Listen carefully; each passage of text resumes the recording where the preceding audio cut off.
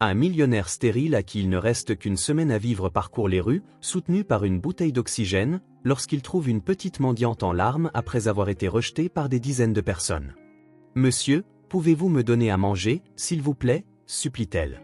Soudain, il pose une question qui le surprend lui-même. « Petite, veux-tu être ma fille ?» Elle se met alors à pleurer, et ce qui se passe dans les secondes qui suivent laisse tout le monde sous le choc.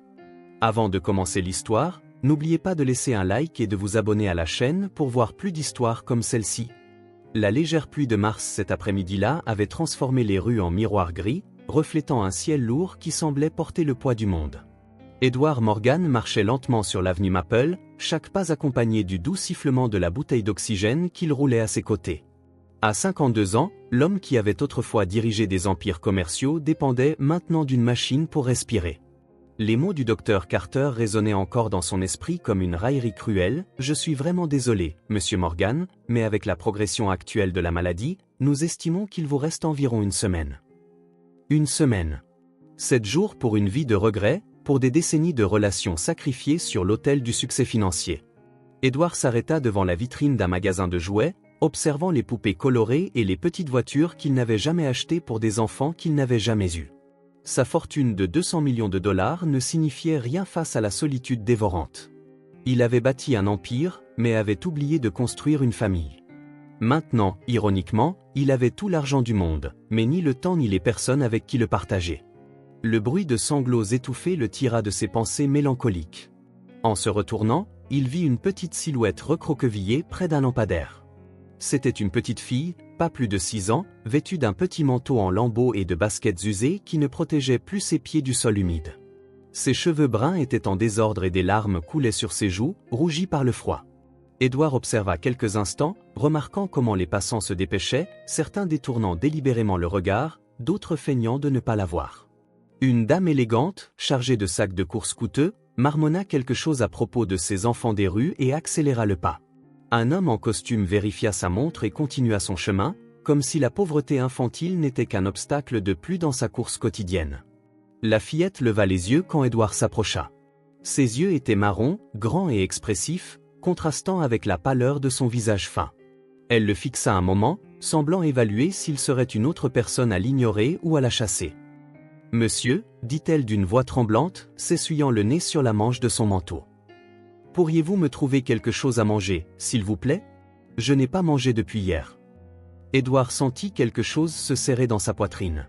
Ce n'était pas seulement la faim de l'enfant qui le touchait, mais la dignité avec laquelle elle faisait sa demande. Elle ne mendiait pas, ne se plaignait pas. Elle demandait simplement, avec la politesse que quelqu'un, à un moment de sa courte vie, lui avait enseignée. Il s'agenouilla lentement, se mettant à sa hauteur. La bouteille d'oxygène émit un léger sifflement en touchant le sol mouillé.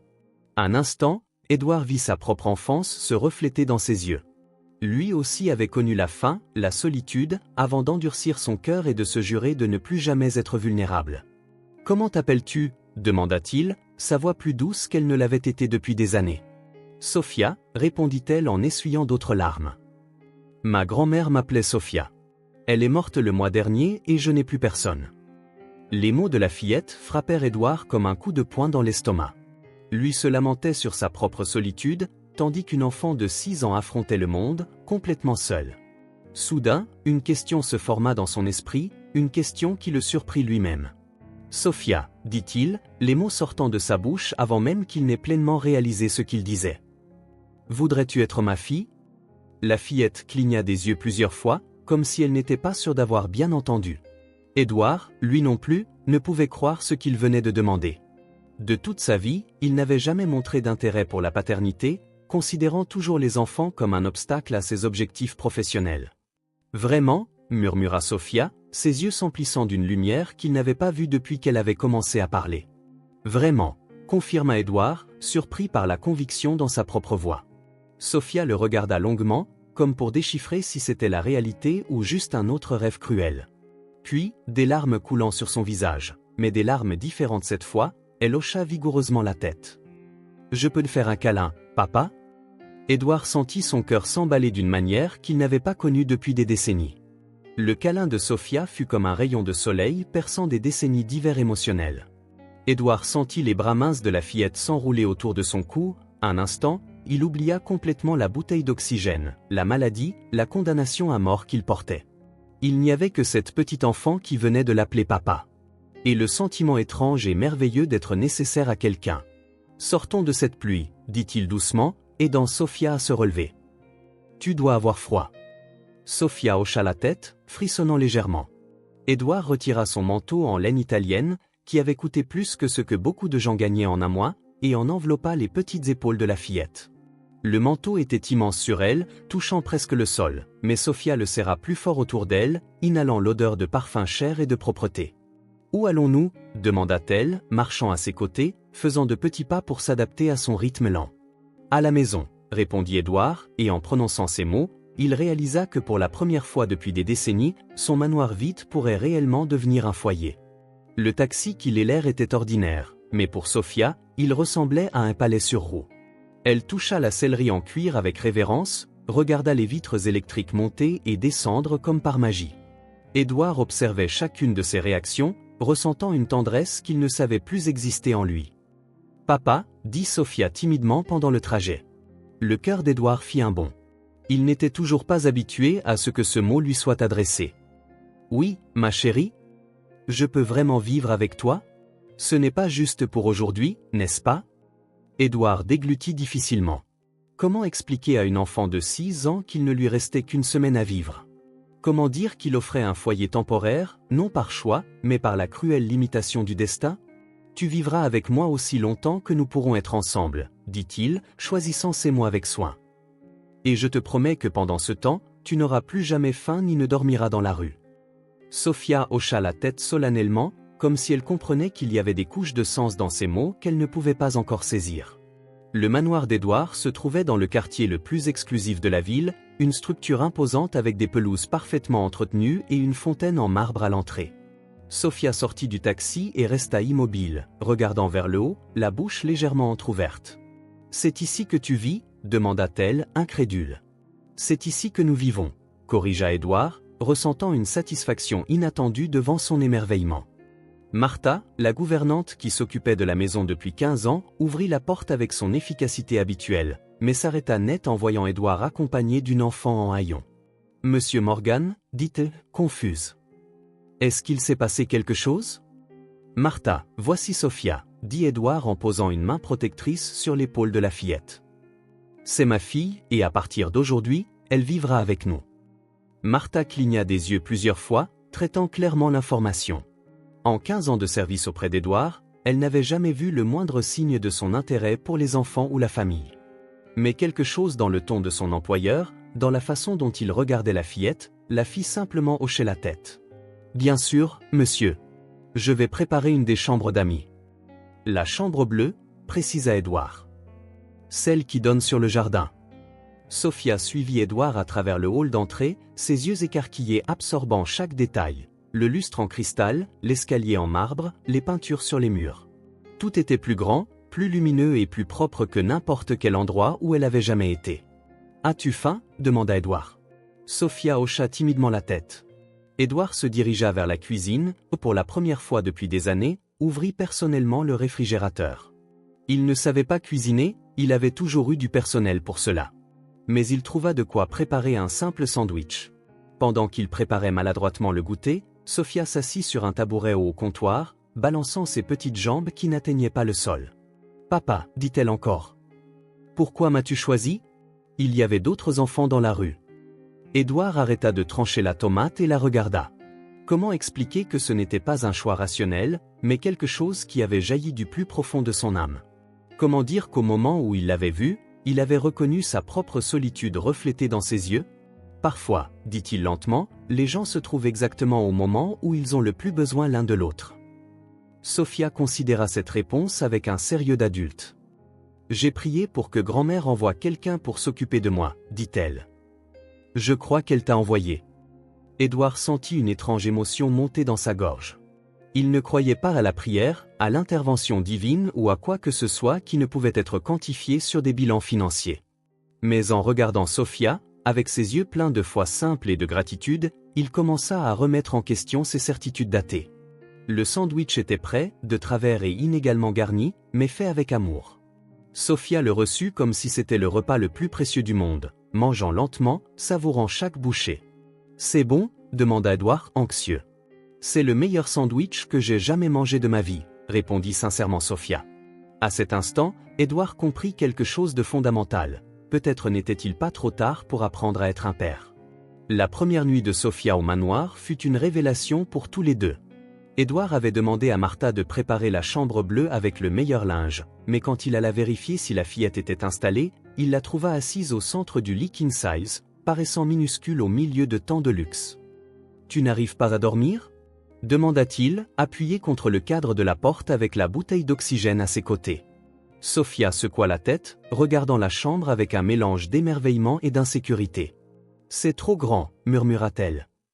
Et trop silencieux. » Dans la rue, il y avait toujours du bruit. Édouard comprit immédiatement. Pour une enfant qui avait passé des semaines à dormir sur des bancs de parc et dans des embrasures de porte, le silence absolu du manoir devait être effrayant. Il s'approcha et s'assit sur le bord du lit. « Tu veux que je reste ici jusqu'à ce que tu t'endormes ?» Les yeux de Sophia s'illuminèrent. « Tu pourrais ?»« Bien sûr. » Édouard s'installa dans le fauteuil à côté du lit, ajustant son tube à oxygène. « Est-ce que ta grand-mère te racontait des histoires pour t'aider à dormir ?»« Oui, » dit Sophia en serrant l'oreiller. Elle connaissait plein de belles histoires. Cendrillon, Blanche-Neige. Et laquelle était ta préférée ? Sophia réfléchit un instant. Celle de la petite fille qui a trouvé une famille qui l'aimait vraiment. Édouard sentit son cœur se serrer. Je ne la connais pas celle-là. Tu peux me la raconter ? Sophia commença à narrer avec la douceur d'une enfant, inventant des détails au fur et à mesure. Elle parlait d'une fille qui vivait seule mais qui, un jour, trouva des gens qui la firent se sentir spéciale et chérie. Édouard réalisa qu'elle racontait en fait son propre fantasme, son plus grand souhait transformé en conte de fées. Quand Sophia s'endormit enfin, Édouard resta là, à regarder la respiration paisible de l'enfant. Pour la première fois depuis des décennies, il ne pensait pas aux affaires, aux investissements ou aux conquêtes financières. Son esprit était entièrement concentré sur cette petite fille qui, en quelques heures, avait comblé un vide qu'il ne savait même pas exister. Le lendemain matin, Édouard se réveilla plus tard que d'habitude. Son corps répondait à l'avancée de la maladie, mais il y avait aussi quelque chose de différent, un sentiment de but qu'il n'avait pas éprouvé depuis des années. Il descendit pour le petit déjeuner et trouva Sophia déjà dans la cuisine, discutant vivement avec Martha. « Bonjour, papa » dit-elle en courant pour le serrer dans ses bras.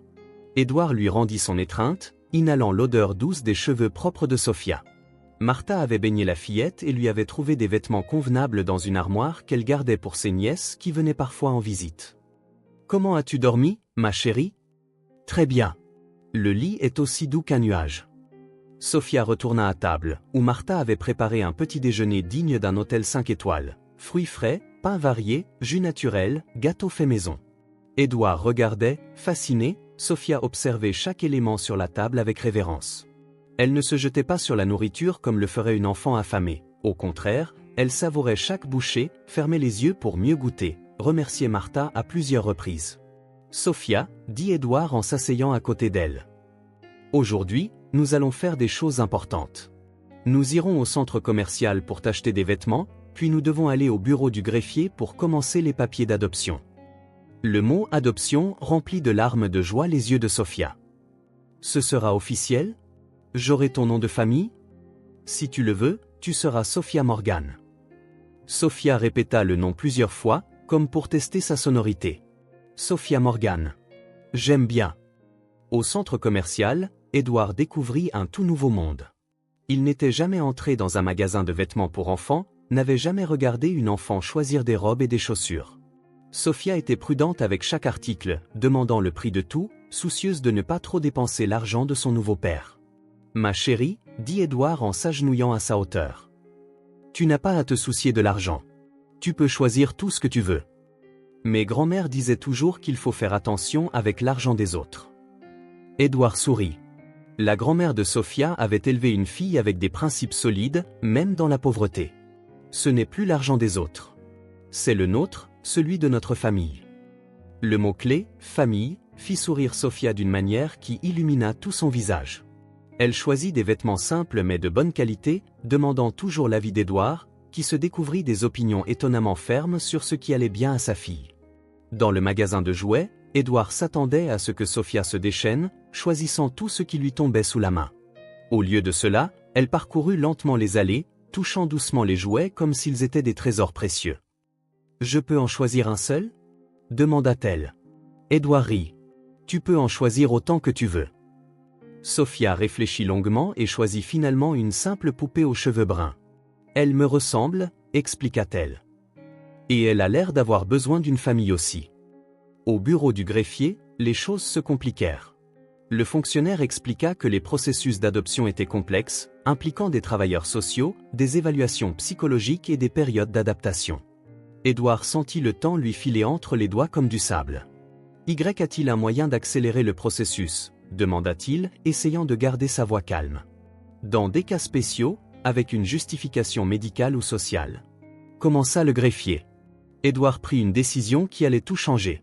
Il devrait révéler sa condition, utiliser sa maladie en phase terminale comme justification de l'urgence. Mais cela signifierait aussi faire face à une réalité qu'il essayait d'éviter. Le temps était compté, et bientôt, Sophia serait à nouveau orpheline. L'appel arriva le lendemain matin, interrompant le petit déjeuner tranquille qu'Édouard et Sophia partageaient. Le nom sur l'écran du téléphone fit soupirer lourdement Édouard. Robert Morgan, son frère cadet. « Allô, Rob ?» répondit Édouard, essayant de garder un ton neutre. « Édouard, qu'est-ce que j'apprends? Tu as adopté une gamine sur un coup de tête ?» La voix de Rob était chargée d'incrédulité et d'autres choses qu'Édouard reconnut immédiatement, la cupidité déguisée en inquiétude. Édouard regarda Sophia, qui jouait avec sa nouvelle poupée à table, faisant semblant de lui donner le petit déjeuner. « Je peux te rappeler plus tard? Ce n'est pas le bon moment. »« Pas le bon moment? Édouard, tu as complètement perdu la tête? Une gamine des rues? Toi qui n'aimes même pas les enfants. » Édouard sentit son irritation monter. « Les gens changent, Rob. Mais pas du jour au lendemain. Tu es malade, tu ne réfléchis pas correctement. Cette fille a dû voir que tu avais de l'argent et a profité de toi. » « Fais attention à ce que tu dis, » interrompit Édouard, sa voix devenant dangereusement basse. Sophia leva les yeux, sentant la tension dans la voix de son nouveau père. Édouard lui força un sourire et se leva de table, se dirigeant vers son bureau.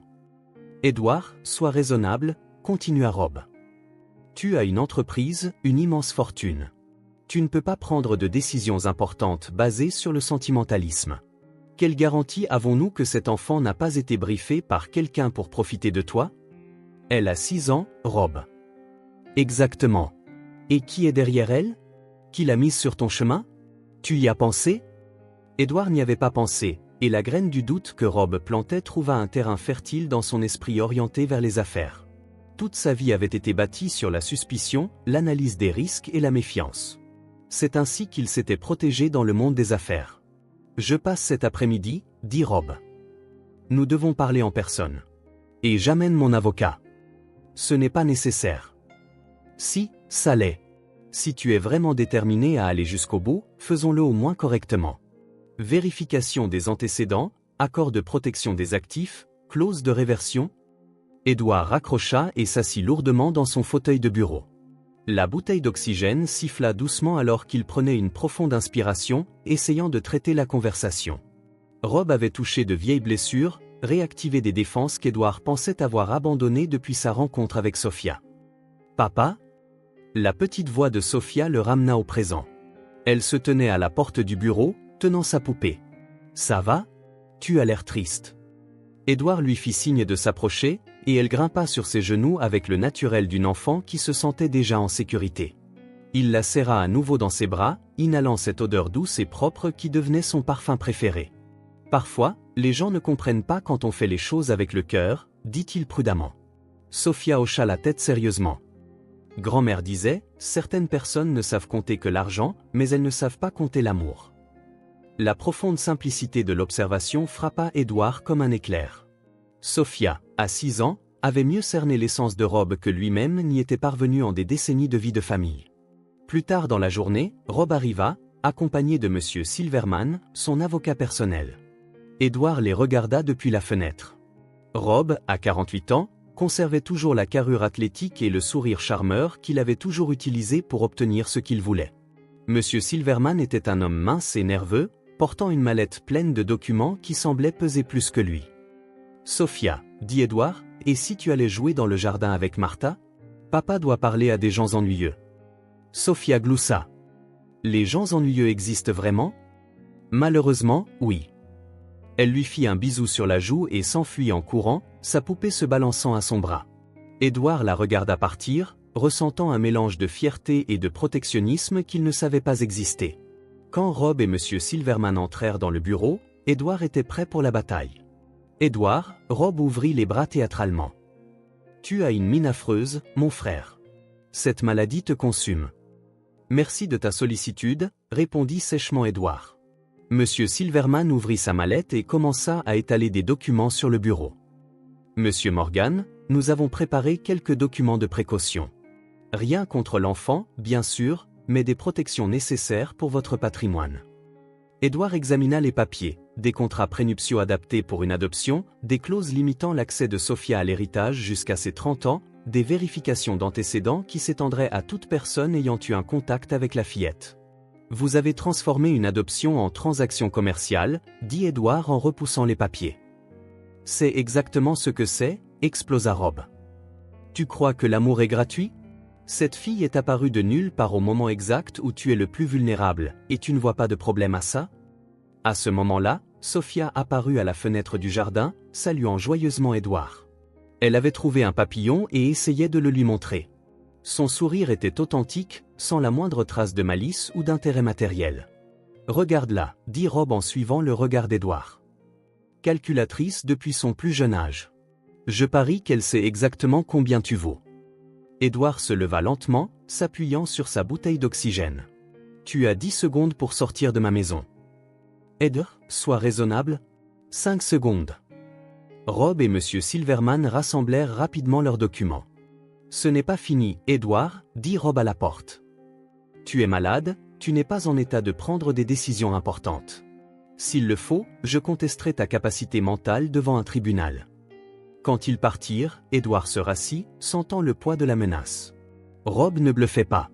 Il pouvait vraiment contester l'adoption, invoquer l'incapacité mentale, traîner le processus devant les tribunaux. Et Édouard n'avait plus que 6 jours à vivre. Cette nuit-là, Édouard ne put dormir.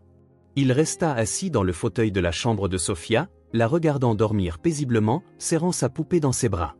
La respiration calme de la fillette contrastait avec la tempête qui faisait rage dans son esprit. Les mots de Rob résonnaient comme une malédiction, « Tu n'es pas en état de prendre des décisions importantes. » Vers 3 heures du matin, Édouard sentit un essoufflement plus intense que d'habitude. Il se leva prudemment pour ne pas réveiller Sophia et se rendit dans sa chambre, augmentant le débit d'oxygène. Assis sur le bord de son lit, il fit face à sa propre mortalité avec une clarté brutale. 5 jours, peut-être moins. Comment pouvait-il s'assurer que Sophia serait protégée quand il ne serait plus là? Rob avait des ressources, des avocats, pire, des raisons juridiques plausibles pour remettre en question une adoption aussi soudaine. Et s'il parvenait à annuler le processus, Sophia se retrouverait à la rue, ou pire, dans un orphelinat où elle ne serait qu'un numéro parmi d'autres. Le lendemain matin, Édouard décida d'être honnête avec lui-même et avec Sophia, du moins en partie. Pendant le petit déjeuner, il choisit ses mots avec soin. « Sophia, tu sais que papa est malade, n'est-ce pas ?»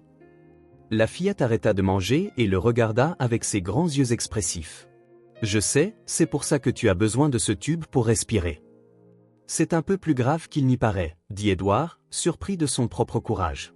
« Les médecins ont dit que je ne guérirais peut-être pas. » Sophia traita l'information avec un sérieux d'adulte. « Tu vas mourir ?» La question directe, posée avec l'innocence cruelle des enfants, frappa Édouard comme un coup de poing. « C'est possible. » Sophia resta silencieuse un long moment, puis descendit de sa chaise et s'approcha de lui. « Je peux te faire un câlin pour que tu te sentes mieux ?» Édouard la prit sur ses genoux, sentant des larmes qu'il n'avait pas versées depuis des décennies commencer à se former. « Tes câlins m'aident déjà beaucoup. »« Grand-mère aussi est tombée malade, » dit Sophia en posant sa tête sur la poitrine d'Édouard. « Mais avant de partir, elle m'a appris beaucoup de choses importantes. Si tu pars aussi, tu peux m'apprendre des choses importantes ?» Édouard pouvait à peine parler. « Quel genre de choses ?» Comment être forte? Comment prendre soin de moi?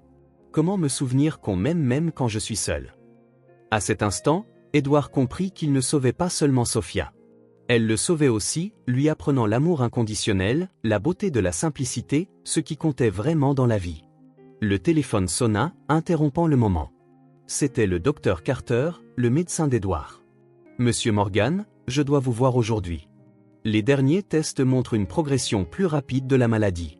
Il serait préférable que vous veniez à l'hôpital. » Édouard regarda Sophia, qui était toujours sur ses genoux, jouant maintenant avec les boutons de sa chemise. « Je ne peux pas aller à l'hôpital aujourd'hui, docteur.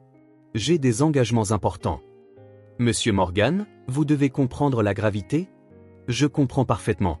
Mais aujourd'hui, ma fille et moi allons au zoo. » Édouard raccrocha avant que le médecin ne puisse protester. Sophia leva la tête, surprise. « On va au zoo? Vraiment? Vraiment. Et après, on prendra une glace et on fera tout ce que tu veux. » Sophia sauta de ses genoux, radieuse. « Je peux choisir les animaux qu'on voit en premier? » « Tu peux tout choisir. » Alors que Sophia courait se préparer, Édouard prit une décision qui le surprit lui-même. S'il ne lui restait que quelques jours, il ne passerait pas une minute dans les hôpitaux ou les cabinets d'avocats. Il passerait chaque seconde avec Sophia, créant des souvenirs qu'elle pourrait emporter pour toujours. Au zoo, Édouard découvrit le monde à travers les yeux d'un enfant. Sophia était fascinée par les éléphants, riait des singeries des singes, s'émerveillait des couleurs des flamants roses. Elle posait des questions sur chaque animal, inventait des histoires sur leur vie et insistait pour qu'Édouard la prenne en photo avec chacun d'eux. « Comme ça, quand tu seras guéri, on pourra regarder les photos et se souvenir de notre journée spéciale, » expliqua-t-elle. Édouard prit des dizaines de photos, sachant qu'elles seraient précieuses, non pas pour lui, mais pour Sophia quand elle serait grande. Sur chaque photo, le sourire de la fillette était authentique, radieux, libre de toute inquiétude ou intérêt matériel. À la buvette du zoo, Sophia commanda une simple glace au chocolat. Édouard, habitué aux meilleurs restaurants du monde, trouva que regarder Sophia savourer cette simple glace était plus satisfaisant que n'importe quel repas gastronomique qu'il ait jamais connu. « Papa, » dit Sophia en léchant sa glace, « tu es heureux? » « Très heureux. »« Pourquoi? » »« Parce que tes yeux brillent. Grand-mère disait que quand les yeux brillent, c'est que le cœur est heureux. » Édouard rit, un rire authentique qu'il n'avait pas entendu de lui-même depuis des années. « Tes yeux brillent aussi. C'est parce que je n'ai jamais été aussi heureuse de toute ma vie. » Sur le chemin du retour, Sophia s'endormit sur la banquette arrière du taxi, épuisée par tant d'émotions. Édouard la regarda dormir, mémorisant chaque détail de ce visage angélique. S'il n'avait que quelques jours pour être un père, il serait le meilleur père possible. Mais en arrivant à la maison, ils trouvèrent une désagréable surprise qui les attendait. Rob était dans le salon, accompagné d'une femme en tailleur qu'Édouard ne connaissait pas. « Édouard, » dit Rob en se levant. « Voici mademoiselle Hélène Santos, une assistante sociale. Elle doit poser quelques questions sur la situation de la fillette. » Édouard sentit son cœur se serrer. Rob avait impliqué le système. Il utilisait la bureaucratie pour remettre en question l'adoption. La bataille pour la garde de Sophia ne faisait que commencer, et Édouard savait qu'il était clairement désavantagé, un homme seul, en phase terminale, face à un système juridique entier qui remettrait en question sa capacité à élever un enfant. Mademoiselle Hélène Santos était une femme d'environ 40 ans, les cheveux attachés en un chignon sévère et des yeux qui semblaient disséquer chaque détail autour d'elle. Elle portait un dossier volumineux et un enregistreur numérique, signes évidents que cette conversation ne serait pas informelle. « Monsieur Morgan, » dit-elle d'une voix professionnelle, « je dois évaluer les conditions de cette adoption. J'ai reçu un rapport signalant de possibles irrégularités dans le processus. » Édouard regarda Rob avec une colère à peine contenue. Sophia, encore endormie par la sortie, s'accrocha à la jambe d'Édouard, sentant instinctivement que quelque chose n'allait pas. « Quel genre d'irrégularité ? » demanda Édouard, gardant sa voix calme pour le bien de Sophia. Une adoption précipitée sans période d'adaptation adéquate, l'absence d'évaluation psychologique préalable, elle consulta ses papiers, des questions sur votre capacité physique et mentale à prendre soin d'un enfant. Sophia leva les yeux, confuse. « Papa, pourquoi la dame dit ces mots difficiles ?» Édouard s'agenouilla à côté d'elle. « Sophia, la dame doit poser quelques questions pour comprendre à quel point nous sommes heureux ensemble. Et si tu allais jouer dans ta chambre pendant qu'on discute ? » « Non, » interrompit mademoiselle Santos. « Je dois aussi parler avec l'enfant. Cela fait partie du protocole. Édouard sentit une vague de protectionnisme féroce. Elle a 6 ans, elle ne comprend pas ces questions juridiques. Les enfants comprennent plus que nous ne l'imaginons, répondit l'assistante sociale. Sophia, peux-tu t'asseoir ici avec moi? Sophia regarda Édouard, qui hocha la tête à contre-cœur. Elle s'assit sur le bord du canapé, tenant toujours sa poupée, ses pieds se balançant nerveusement. Sophia, depuis combien de temps connais-tu Monsieur Morgan? Quelques jours, répondit honnêtement Sophia. Et avant ça, où vivais-tu? Dans la rue, après la mort de grand-mère. Madame Santos prit des notes. Lui as-tu demandé à manger? Oui. Sophia ne semblait pas comprendre pourquoi c'était important. Et il t'a proposé de vivre ici? Il m'a demandé si je voulais être sa fille. Le visage de Sophia s'illumina à ce souvenir. Personne n'avait jamais voulu être mon papa avant. Sophia, la voix de l'assistante sociale s'adoucit, sais-tu que Monsieur Morgan a beaucoup d'argent? Édouard se tendit, mais Sophia parut sincèrement confuse par la question. De l'argent? Oui, cette grande maison, ces jolis vêtements, ces jouets. Savais-tu ça quand tu lui as demandé à manger? Sophia secoua la tête. Je voulais juste à manger. J'avais faim depuis longtemps. Et maintenant que tu sais qu'il est riche, est-ce que tu l'aimes plus? Sophia fronça les sourcils, comme si la question n'avait aucun sens.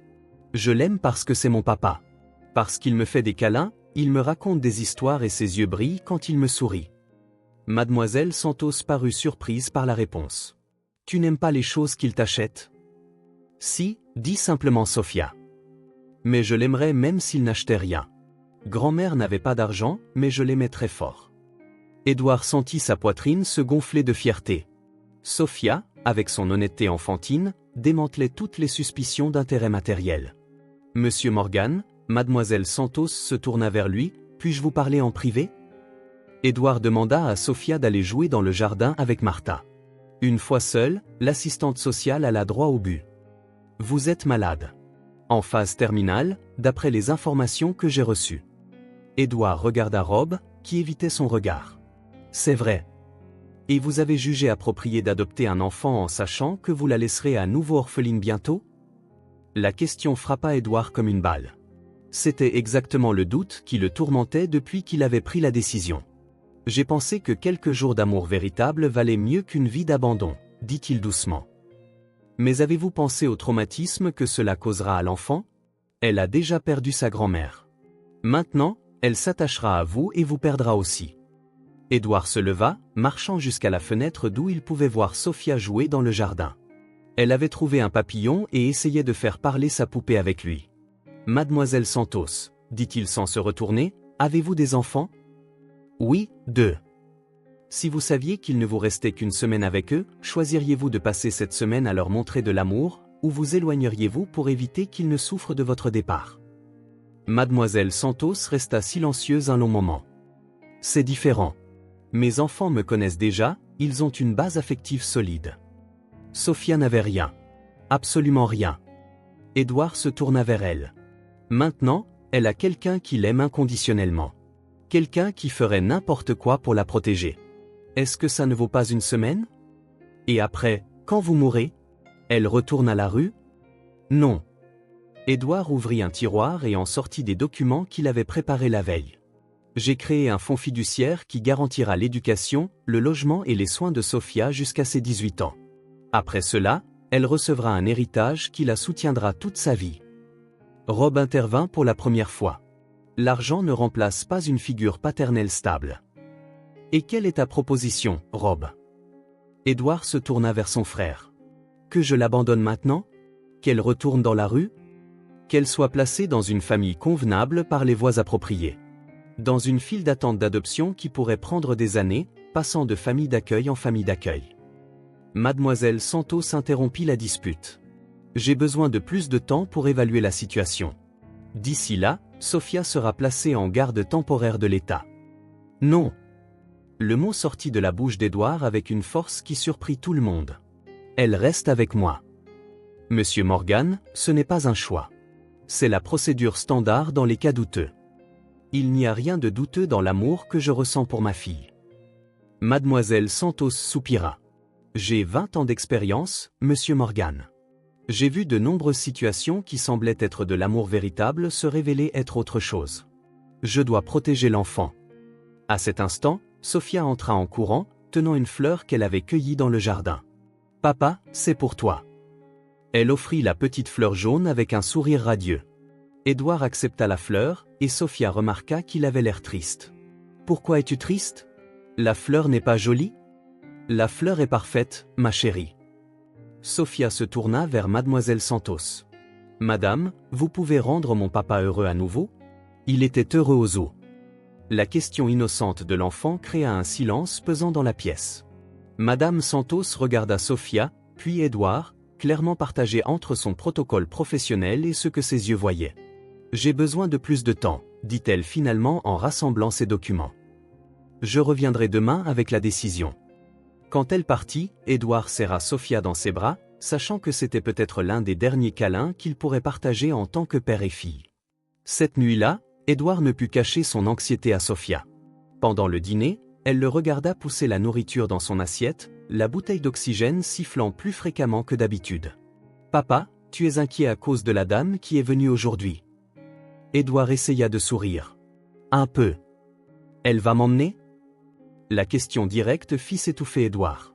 Comment mentir à ses yeux confiants? « Je vais me battre pour que ça n'arrive pas. » Sophia dire un secret? Édouard hocha la tête, la prenant sur ses genoux. « J'ai toujours su que tu étais très malade, » murmura-t-elle à son oreille. Édouard se tendit. « Comment ça? Le premier jour, quand tu respirais fort près de moi, j'ai reconnu. Grand-mère faisait les mêmes petits bruits avant d'aller au ciel. » Édouard sentit le monde tourner. « Et même comme ça, tu as voulu rester avec moi ?» Sophia le regarda avec un sérieux qui n'appartenait pas à une enfant de 6 ans. « Papa, tu crois que je t'ai demandé à manger par hasard? Qu'est-ce que tu veux dire? J'étais dans cette rue depuis 3 jours. Beaucoup de gens sont passés. Certains m'ont même donné à manger.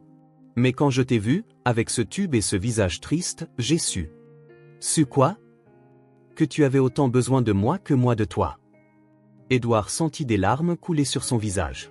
« Ma chérie, grand-mère m'a appris quelque chose avant de mourir, » continua Sophia. « Elle a dit que parfois, Dieu envoie des anges déguisés en gens normaux pour s'occuper de ceux qui en ont le plus besoin. Je crois que tu es mon ange et que je suis le tien. » À cet instant, le téléphone sonna. Édouard hésita à répondre, mais Sophia insista. « Réponds, papa. C'est peut-être important. » C'était Mademoiselle Santos, et sa voix était différente, moins formelle. « Monsieur Morgan, je dois vous voir d'urgence. Quelque chose d'important s'est produit. C'est à propos de Sophia? C'est à propos de vous deux. Je peux passer maintenant? » 30 minutes plus tard, Mademoiselle Santos arriva, accompagnée d'une femme âgée qu'Édouard ne connaissait pas. L'inconnue avait les cheveux gris et des yeux bienveillants, très semblables à ceux de Sophia. « Sophia, » dit doucement Madame Santos, « cette dame a quelque chose d'important à te dire. » La femme âgée s'agenouilla à la hauteur de Sophia, qui se cacha derrière les jambes d'Édouard. « Ma chérie, » dit la femme d'une voix tremblante, « je suis Rose, la sœur de ta grand-mère Marie. » Les yeux de Sophia s'écarquillèrent. « Grand-mère avait une sœur? » « Oui. Nous nous sommes disputés il y a de nombreuses années pour une bêtise et nous avons perdu le contact. Je n'ai appris la mort de Marie qu'en voyant son nom dans la rubrique nécrologique du journal. » Rose essuya ses larmes. « Je te cherche depuis des semaines, mon enfant. Les voisins ont dit que tu avais disparu après les funérailles. » Édouard sentit le sol se dérober sous ses pieds. Sophia avait une famille de sang. « J'ai essayé de te trouver, » continua Rose. « Je suis allé à la police, dans les orphelinats, les refuges. Ce matin, ils m'ont finalement contacté, disant qu'une assistante sociale enquêtait sur ta situation. » Madame Santos s'adressa à Édouard. « Rose est une enseignante à la retraite, propriétaire de sa maison, avec d'excellentes références. Légalement, en tant que plus proche parente vivante de Sophia, elle a la priorité pour la garde. » Édouard eut l'impression d'avoir reçu un coup de poing dans l'estomac. Il regarda Sophia, qui semblait confuse et effrayée. « Mais, » continua Madame Santos, « avant de prendre toute décision, Rose a voulu voir par elle-même la situation actuelle de Sophia. » Rose se leva et s'adressa à Édouard. « Monsieur, je sais que vous devez me détester en ce moment, mais je dois voir de mes propres yeux si ma nièce est bien traitée. Édouard hocha la tête, incapable de parler. Il regarda Rose examiner les lieux, remarquer les nouveaux vêtements de Sophia, les jouets, la façon dont la fillette s'accrochait à lui. « Sophia, dit Rose doucement, te souviens-tu de moi? Je venais voir ta grand-mère parfois quand tu étais bébé. » Sophia secoua la tête, mais s'approcha un peu plus.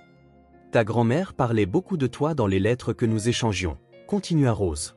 « Elle disait que tu étais la fille la plus spéciale du monde. »« Grand-mère t'écrivait des lettres ?» demanda Sophia. « Oui. Et elle disait toujours que si quelque chose lui arrivait, je devais prendre soin de toi. » Édouard sentit la vie lui filer entre les doigts. Non seulement il perdait Sophia à cause de sa mort imminente, mais aussi au profit de quelqu'un qui avait plus de droits sur elle que lui n'en aurait jamais. Mais alors, quelque chose d'inattendu se produisit.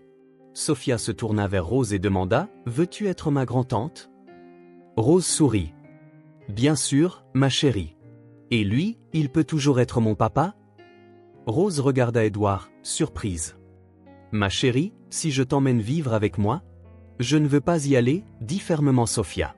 « Je veux rester avec mon papa. »« Mais ma chérie, je suis ta vraie famille. » Sophia réfléchit un instant, puis dit quelque chose qui laissa tout le monde sans voix. Grand-mère disait toujours, la famille, ce n'est pas seulement ceux qui ont le même sang. La famille, c'est ceux qui nous aiment vraiment. Elle regarda Édouard. Il m'aime vraiment. Rose s'assit lourdement, clairement émue. Ton père est malade, n'est-ce pas? Très malade. Sophia hocha la tête. Mais pendant qu'il est là, je veux rester avec lui. Et quand il ira au ciel rejoindre grand-mère, alors tu pourras t'occuper de moi. Édouard n'en revenait pas de la maturité de Sophia.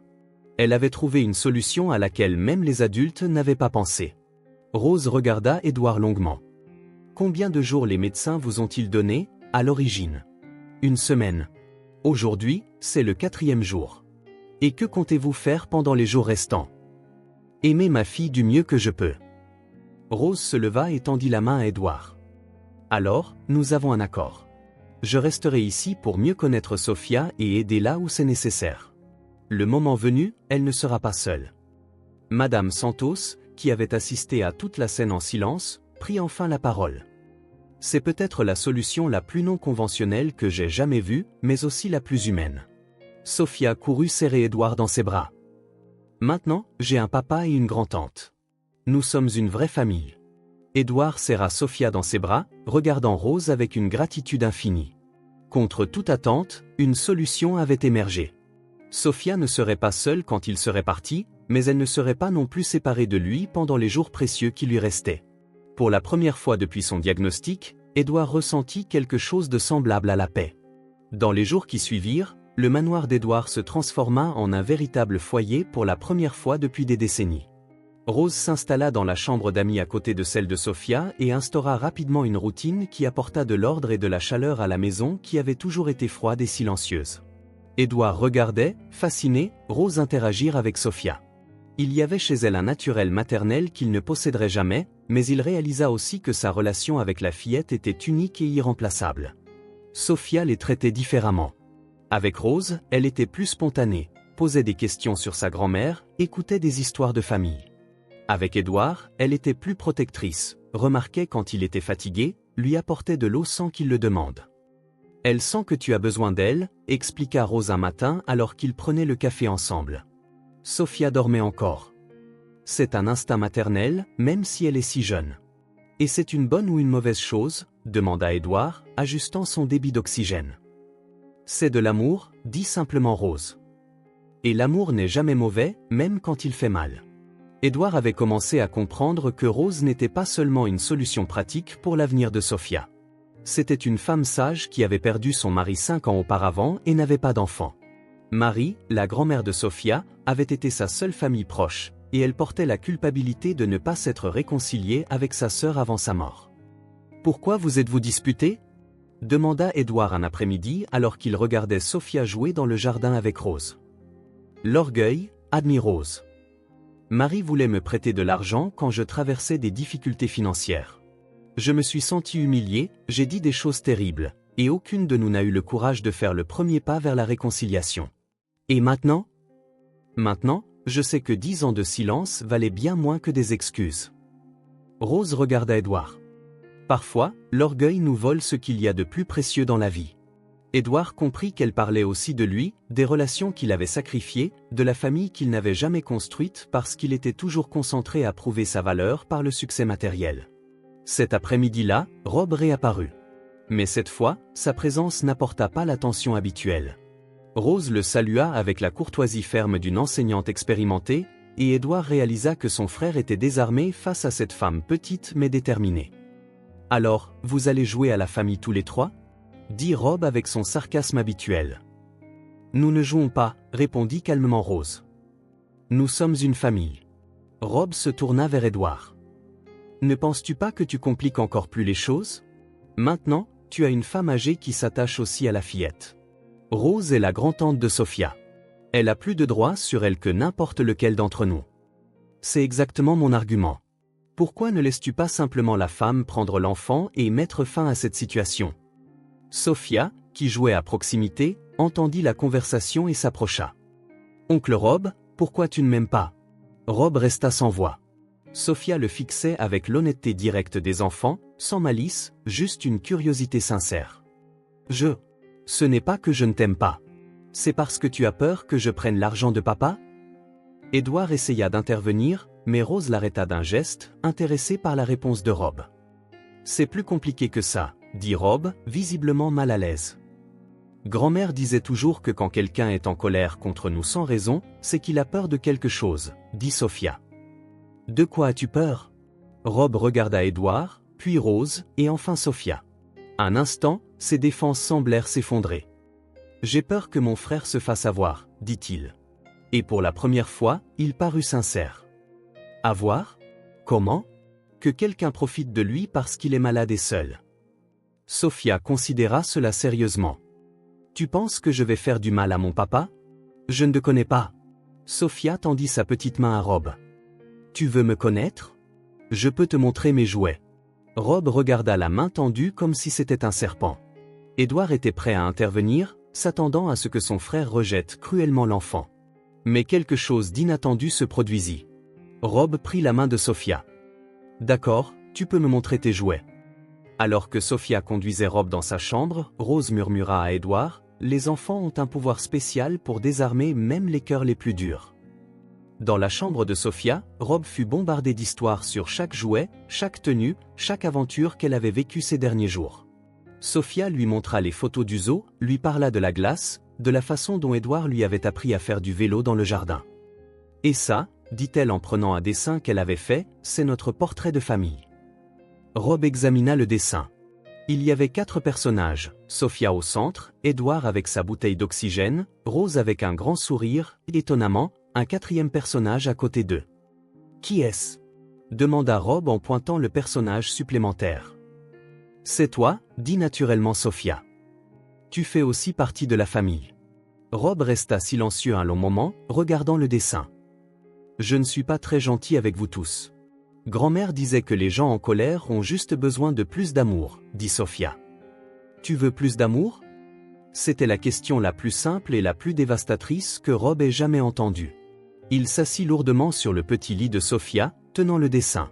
« Je ne sais pas si je le mérite. »« Tout le monde le mérite, » dit Sophia en grimpant sur le lit et en s'asseyant à côté de lui. « C'est papa qui me l'a appris. » Quand Édouard et Rose montèrent voir comment se passait la présentation, ils trouvèrent Rob en train d'écouter Sophia raconter une histoire, tous deux assis sur le lit, partageant un livre d'images. Édouard sentit quelque chose s'agiter dans sa poitrine. Peut-être n'était-il pas trop tard pour reconstruire des ponts. Peut-être que l'amour de Sophia était assez contagieux pour guérir de vieilles blessures entre frères. « Rob, » dit doucement Édouard. Son frère leva les yeux, et Édouard vit des larmes qui n'étaient pas apparues depuis des décennies.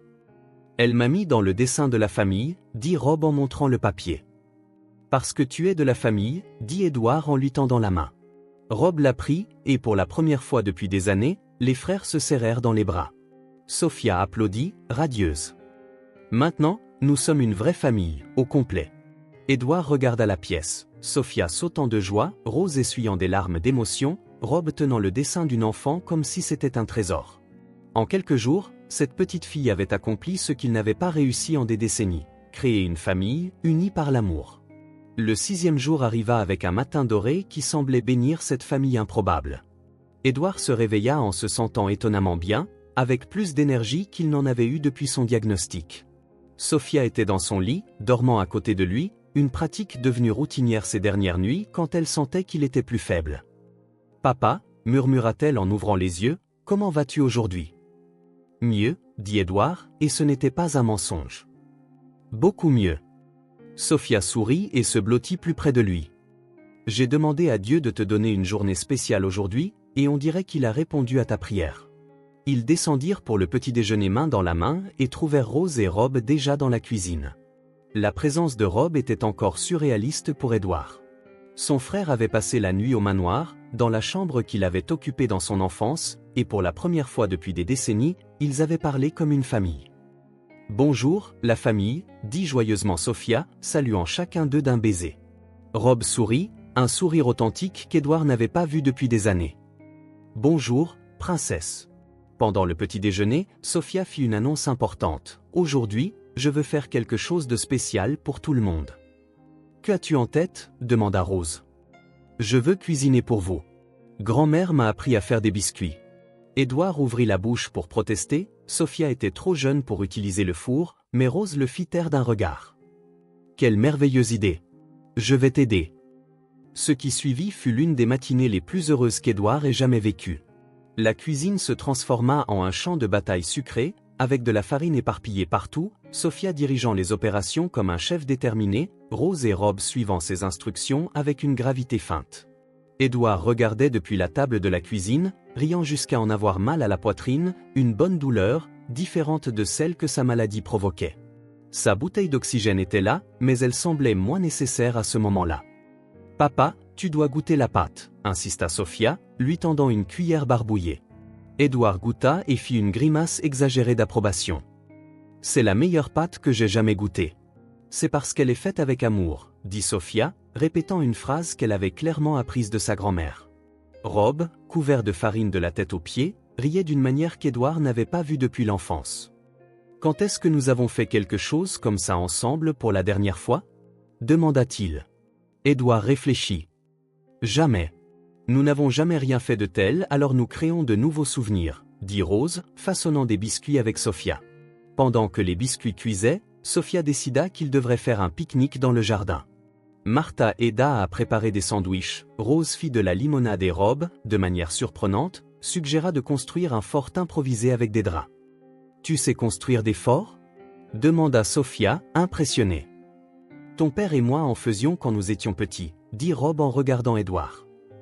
Dans le jardin de notre première maison. Édouard se souvint.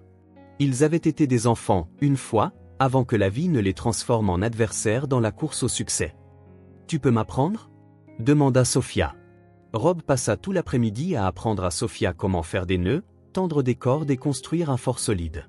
Édouard regardait, s'émerveillant de la patience dont son frère faisait preuve, de la gentillesse naturelle qu'il avait cachée pendant tant d'années. En fin d'après-midi, ils étaient tous assis dans le fort improvisé, mangeant des biscuits légèrement brûlés mais délicieux, buvant de la limonade et racontant des histoires. Sophia était au centre, entourée de ses 3 adultes préférés, rayonnante de bonheur. « Racontez une histoire de quand vous étiez petit » demanda-t-elle.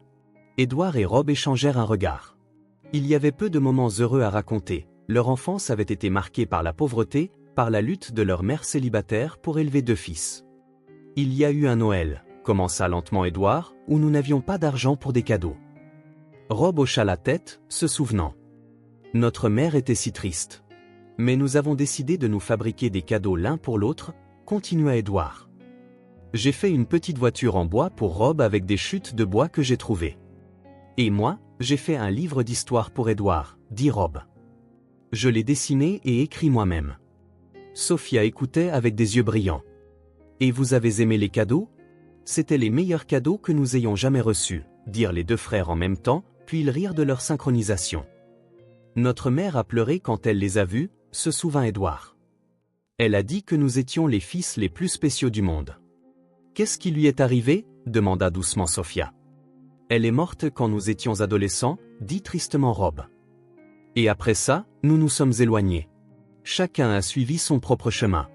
Sophia réfléchit un instant, puis dit quelque chose qui toucha tout le monde. Je pense qu'elle serait heureuse de vous voir à nouveau ensemble. Édouard sentit des larmes couler sur son visage. Je le pense aussi. Et je pense que grand-mère est heureuse aussi, continua Sophia. Au ciel, en train de regarder notre famille devenir complète. Rose essuya ses propres yeux. Votre grand-mère a toujours rêvé de voir la famille réunie. À la tombée de la nuit, aucun d'eux ne voulait que la journée se termine. Sophia s'était endormie dans le fort, épuisée par tant de bonheur. Édouard la porta à l'intérieur, remarquant qu'il pouvait le faire sans grand effort, chose qui aurait été impossible quelques jours plus tôt. Tu vas mieux, observa Rob. Vraiment mieux. Oui, admit Édouard. Je ne comprends pas, mais c'est le cas. Rose, qui avait observé Édouard toute la journée, fit une observation qui les fit réfléchir. Parfois, le corps répond à ce que le cœur ressent. Et ton cœur est plus léger. Cette nuit-là, pour la première fois depuis son diagnostic, Édouard s'endormit sans penser à la mort. Il ne pensait qu'à la famille qu'il avait trouvée, à l'amour qu'il avait enfin connu, à la petite fille qui avait transformé sa vie en quelques jours. Mais il ne savait pas que dans la chambre d'Accent grave côté, Sophia était éveillée, murmurant des prières ferventes à sa grand-mère au ciel et à un Dieu en qui elle croyait avec toute la foi de son petit cœur. « S'il te plaît, murmura-t-elle, laisse mon papa rester avec moi encore un peu. Nous sommes si heureux ensemble. » Le 7e jour aurait dû être son dernier. Selon les médecins, Édouard aurait dû être dans ses derniers soubresauts, peut-être déjà parti. Au lieu de cela, il se réveilla à 6 heures du matin, sans réveil, se sentant plus frais qu'il ne l'avait été depuis des mois. La bouteille d'oxygène était à côté du lit, mais Édouard réalisa qu'il n'en avait pas eu besoin pendant la nuit. Il se leva prudemment, testant sa force. Ses jambes tenaient bon, sa respiration, bien que toujours pas parfaite, était nettement meilleure. Il se dirigea vers la fenêtre et ouvrit les rideaux, laissant le soleil du matin baigner la pièce. « Papa ?» Sophia apparut à la porte, se frottant les yeux endormis. « Tu es debout ?»« Oui, » dit Édouard en souriant et en se sentant très bien. Sophia courut vers lui, et Édouard la souleva dans ses bras sans difficulté, chose qu'il n'avait pas pu faire depuis des semaines. Elle le serra fort, inhalant son odeur. « Mes prières ont fonctionné » murmura-t-elle à son oreille. « Je savais qu'elle le ferait. » Édouard la reposa et s'agenouilla à sa hauteur. « Sophia, tu comprends que je suis toujours malade, n'est-ce pas? Que ce n'est peut-être qu'une bonne journée? » « Non, » dit-elle avec la conviction absolue de l'enfance. « Tu es en train de guérir. Je le sens. Comment peux-tu le sentir? Tes yeux. Ils n'ont plus cette tristesse sombre. Et tes mains ne sont plus froides. » Elle prit ses mains et les réchauffa entre les siennes, petites. « L'amour te guérit. » Édouard voulut argumenter, expliquer les fluctuations des conditions médicales, les faux espoirs. Mais en regardant ses yeux pleins de foi inébranlable, il décida, pour la première fois de sa vie, de simplement croire. Au petit déjeuner, Rose et Rob remarquèrent également l'amélioration évidente d'Édouard. Il mangea avec appétit pour la première fois depuis des semaines, rit sans se forcer, participa à la conversation sans s'arrêter pour reprendre son souffle. « Nous devons aller voir le médecin, » dit Rose, à la fois inquiète et pleine d'espoir. « Non, » dit Édouard. « Pas aujourd'hui. Aujourd'hui, je veux profiter de chaque minute où je me sens bien. Mais Rose, si je dois recevoir de mauvaises nouvelles, je préfère les recevoir demain. Si je dois recevoir de bonnes nouvelles, elles peuvent attendre un jour. » Sophia applaudit. Alors aujourd'hui, c'est une journée de plaisir total. Rob, qui avait passé la matinée à observer son frère avec un étonnement croissant, prit enfin la parole. « Édouard, c'est incroyable. On dirait un homme différent. »« Je suis un homme différent, » dit Édouard en regardant Sophia. « Je suis un père. » La matinée fut consacrée à des activités qu'Édouard n'avait pas faites depuis des années. Ils jouèrent au football dans le jardin, Édouard réussissant à courir, bien que lentement. Ils jouèrent à cache-cache, Édouard se cachant derrière des arbres sans avoir besoin de sa bouteille d'oxygène. Sophia apprit à tout le monde une danse qu'elle avait inventée, et Édouard réussit à suivre tous les mouvements. « Tu es normal !» s'exclama Sophia pendant la danse. Comme les autres papas. L'observation toucha profondément Édouard. Pour la première fois, il était simplement un père jouant avec sa fille, sans l'ombre de la mort planant sur chaque instant. L'après-midi, Édouard prit une décision qui surprit tout le monde. « Allons voir le docteur Carter. »« Mais tu as dit que tu ne voulais pas aller chez le médecin aujourd'hui » lui rappela Rose. « J'ai changé d'avis. Je veux qu'il voie à quel point je vais bien. Je veux qu'il confirme ce que je sais déjà. Qu'est-ce que tu sais déjà? Demanda Rob. Edward regarda Sophia, qui jouait avec sa poupée sur le canapé. Que les miracles existent. Au cabinet du docteur Carter, l'accueil fut un choc total. La réceptionniste dut vérifier 2 fois le nom d'Edward, incapable de croire que cet homme en bonne santé, aux joues roses, debout sans aide respiratoire, était le même patient en phase terminale qui avait quitté l'hôpital une semaine plus tôt. Le docteur Carter entra dans la pièce et s'arrêta à la porte. « Edward? C'est vraiment vous? C'est moi, docteur. » « Mais, comment? Où est votre bouteille d'oxygène? » »« Dans la voiture. Je n'en ai pas eu besoin aujourd'hui. » Le docteur Carter s'approcha, examinant Edward avec des yeux qui ne pouvaient croire ce qu'il voyait. « Vous devriez être? Je veux dire, d'après nos calculs? Je devrais être mort, dit calmement Edward. Je sais. Je dois faire des tests, de toute urgence. Les tests durèrent 2 heures, radiographie, scanner, analyse de sang, test respiratoire. Pendant qu'Edward subissait les procédures, Sophia attendait dans la salle d'attente avec Rose et Rob, divertissant les autres patients avec des histoires sur son merveilleux père. Quand le docteur Carter les appela tous dans son bureau, son visage était pâle. « Je n'ai aucune explication médicale pour ce que je vais dire, commença-t-il. Les tumeurs d'Edward ont considérablement diminué. Certaines ont complètement disparu. Sa fonction pulmonaire s'est améliorée de 60%. Ses marqueurs sanguins sont presque normaux. » Un silence complet emplit la pièce. « Ça veut dire qu'il ne va pas mourir ?» demanda Sophia avec une franchise enfantine. Le docteur Carter la regarda, puis Edward. « Ça veut dire que, pour une raison que la médecine ne peut expliquer, votre père est en train de se rétablir. » Sophia sauta de sa chaise et courut vers Edward. « Je te l'avais dit. Je te l'avais dit que mes prières fonctionneraient. » Rob était sous le choc.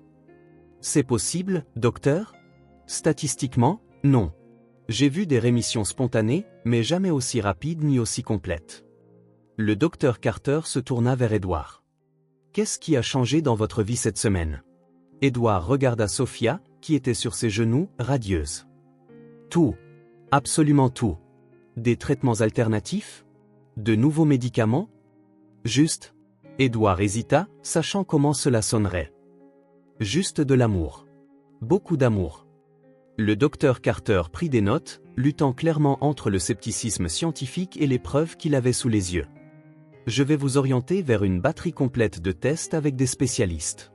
Nous devons surveiller cela de près. »« Docteur, » dit timidement Rose, « croyez-vous au miracle ?» Le docteur Carter, un homme qui avait consacré sa vie à la science, regarda Edward serrant Sophia dans ses bras, puis Rose et Rob souriant à travers leurs larmes. « Madame, » dit-il lentement, « cette semaine, j'ai commencé à y croire. » Sur le chemin du retour, Sophia fredonnait une chanson qu'elle avait inventée sur les papas qui guérissent. Edward conduisait, chose qu'il n'avait pas faite depuis des mois, sentant le vent sur son visage par la fenêtre ouverte. « Papa, » dit Sophia depuis la banquette arrière, « est-ce qu'on pourra avoir beaucoup de temps ensemble maintenant ?» Edward la regarda dans le rétroviseur. « Il semble que oui, ma chérie. Beaucoup, beaucoup de temps. Assez de temps pour que tu m'apprennes à bien faire du vélo, que tu m'emmènes à l'école, que tu rencontres mes amis et que tu... Assez de temps pour tout ça et bien plus encore. » Sophia soupira joyeusement. « Je savais que Dieu ne nous séparerait pas. Nous sommes une famille parfaite. » Edward sourit, croyant enfin que, peut-être, elle avait raison. Une semaine après le rendez-vous avec le docteur Carter, Edward était officiellement en rémission. La batterie de tests confirma ce qui avait semblé impossible. L'homme qui aurait dû mourir était non seulement vivant, mais se rétablissait de manière extraordinaire. La nouvelle se répandit dans l'hôpital comme un phénomène médical, et Edward se retrouva au centre d'une attention qu'il ne désirait pas. « Papa, pourquoi tant de gens veulent te parler ?» demanda Sophia alors qu'il sortait d'un autre rendez-vous médical. « Parce que les médecins ont été surpris que je guérisse, » expliqua Edward, ajustant la petite main de Sophia dans la sienne. « Mais moi, je n'ai pas été surprise, » dit-elle d'un ton neutre. « Je savais que tu allais guérir. » Edward sourit. La foi inébranlable de Sophia était devenue sa source de force dans les moments où même lui doutait de sa propre guérison. À la maison, la vie avait pris un nouveau rythme merveilleux. Rose avait décidé de rester en permanence, devenant la grand-mère que Sophia n'avait jamais eue et la famille qu'Edward avait toujours voulu. Rob venait presque tous les jours, redécouvrant la joie d'être un oncle et renouant avec le frère qu'il pensait avoir perdu pour toujours. Mais avec une nouvelle vie venaient de nouveaux défis. Édouard faisait maintenant face à la réalité d'être un père célibataire pour une enfant de 6 ans, sans l'urgence de la mort imminente, mais avec toutes les responsabilités réelles de la parentalité. Sophia doit commencer l'école, dit Rose un matin, alors que la fillette jouait dans le jardin. Édouard sentit un pincement au cœur. Il s'était habitué à avoir Sophia constamment près de lui, et l'idée d'être séparé d'elle, même pour quelques heures, le rendait anxieux. N'est-elle pas heureuse ici? Nous pouvons engager des tuteurs privés. Édouard, Rose lui toucha doucement le bras. Elle a besoin d'être avec d'autres enfants, de se faire des amis de son âge, d'avoir une vie normale. Normale, répéta Édouard, comme si le mot était étranger. Je ne sais même plus ce que c'est, la normalité. Rob, qui était arrivé pour le petit déjeuner, une autre nouvelle tradition familiale, entendit la conversation. La normalité, c'est d'avoir une routine, des responsabilités, des défis adaptés à son âge. Sophia est une enfant brillante, elle a besoin de stimulation éducative. Édouard savait qu'ils avaient raison, mais la perspective de laisser Sophia dans un environnement qu'il ne contrôlait pas entièrement le terrifiait. Et s'il lui arrivait quelque chose? Si les autres enfants ne la traitaient pas bien? Si elle se sentait abandonnée? Papa a l'air encore inquiet, observa Sophia en entrant dans la cuisine, les mains sales de terre du jardin. Nous parlions juste de ton entrée à l'école, dit Édouard en essayant de paraître décontracté. Les yeux de Sophia s'illuminèrent. Une vraie école? Avec d'autres enfants? Ça te plairait? Beaucoup. Grand-mère disait toujours que j'étais très intelligente et que j'aimerais étudier. Sophia fit une pause. Mais tu vas me manquer? Édouard s'agenouilla à sa hauteur. Tu vas me manquer chaque seconde où nous serons séparés. Toi aussi, tu vas me manquer. Mais l'après-midi, je reviendrai et je te raconterai tout ce que j'ai appris. La simplicité avec laquelle Sophia faisait face à la situation fit réaliser à Édouard que ses propres angoisses concernaient davantage ses peurs de père inexpérimenté que les besoins réels de sa fille. La semaine suivante, ils visitèrent 3 écoles privées. Sophia était fascinée par tout, les salles de classe colorées, les bibliothèques pleines de livres, les cours de récréation avec des jouets qu'elle n'avait jamais vus.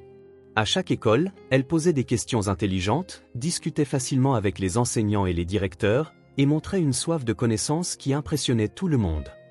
C'est une enfant exceptionnelle, déclara la directrice de la dernière école qu'ils visitèrent, une certaine Madame Davis. Très mûre pour son âge, tout en conservant toute la curiosité naturelle et la joie de l'enfance. Édouard choisit cette école, une petite institution accueillante où les classes étaient petites et l'attention individuelle une priorité. Le premier jour d'école, il était plus nerveux que Sophia. « Papa, tu vas pleurer ?»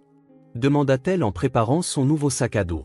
« Peut-être un peu. » Sophia le serra fort dans ses bras. « Tu n'as pas besoin de pleurer. Je suis ta fille pour toujours, même quand je ne suis pas à tes côtés. » Édouard l'accompagna jusqu'à la porte de la classe, la regarda se présenter avec assurance à l'enseignante et saluer les autres enfants avec son sourire radieux. Quand elle lui fit signe de la main depuis la fenêtre, Édouard dut se détourner pour ne pas pleurer devant les autres parents. « Première fois que vous déposez votre fille à l'école ? » demanda une mère qui avait remarqué son émotion. « Première fois pour tout, » admit Édouard. « Je ne suis père que depuis quelques semaines. » La femme sourit avec compréhension. La partie la plus difficile d'être parent, c'est d'apprendre à laisser ses enfants voler de leurs propres ailes.